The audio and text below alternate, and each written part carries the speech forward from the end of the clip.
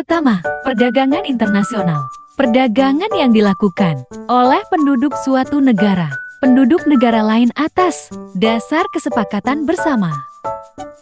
Kedua, faktor-faktor yang mempengaruhi perdagangan internasional. A. Perbedaan sumber daya alam yang dimiliki oleh setiap negara.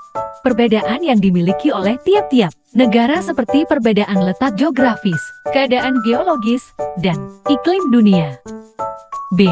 Perbedaan tingkat kualitas sumber daya manusia. Suatu negara yang mempunyai sumber daya manusia yang dilihat, terutama dari segi kualitas.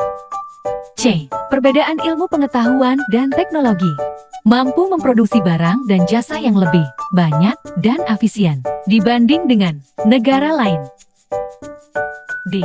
Perbedaan budaya suatu bangsa akan sangat mempengaruhi barang yang dihasilkan. E. Adanya spesialisasi produksi. Setiap negara berusaha untuk memproduksi barang yang sesuai dengan tingkat keistimewaannya. F. Perbedaan lain yang mempengaruhi perdagangan internasional. Perbedaan upah dan biaya produksi, dan perbedaan selera. Ketiga, manfaat perdagangan internasional. A. Untuk memenuhi kebutuhan akan barang atau jasa. Adanya perdagangan dengan negara penghasil barang atau jasa tersebut. B.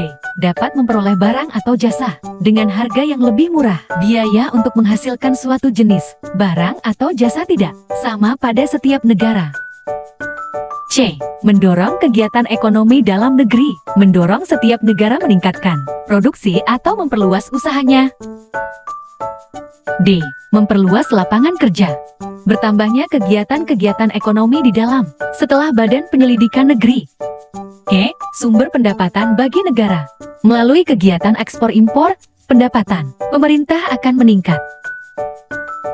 Keempat, hambatan perdagangan internasional.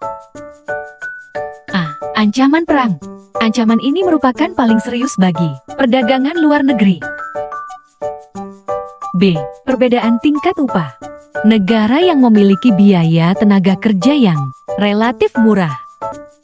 C. Peraturan atau kebijakan negara lain. Setiap negara berusaha untuk melindungi perekonomian di dalam negerinya dari pengaruh perdagangan internasional. Pertama, tarif. Tarif adalah hambatan perdagangan berupa penetapan pajak atas barang-barang impor. Contoh, misalnya uang untuk setiap barel minyak. Kedua, kuota. Kuota adalah batasan jumlah barang atau jasa yang dapat diimpor atau diekspor. Contoh, kuota untuk pendaftaran sekolah menunjukkan berapa jumlah murid yang akan diterima untuk 1 tahun ajaran. Ketiga, larangan impor. Larangan impor adalah kebijakan pemerintah yang melarang masuknya barang-barang tertentu ke dalam negeri. Contoh, misalnya mengimpor daging sapi. Suatu negara mungkin melarang impor daging sapi dari negara lain. Keempat, subsidi. Subsidi adalah kebijakan pemerintah dengan memberikan bantuan kepada produk dalam negeri. Contoh, berupa keringanan pajak dan pemberian fasilitas. Kelima, dumping. Dumping adalah kebijakan yang dilakukan oleh suatu negara dengan cara menjual barang ke luar negeri lebih murah daripada jual di dalam negeri. Contoh, negara ke-10 dikenal sebagai produsen pakaian dengan biaya produksi yang rendah. Negara ke-10 selalu menjual pakaian tersebut ke negara ya dengan harga yang jauh lebih rendah. Thank you for watching.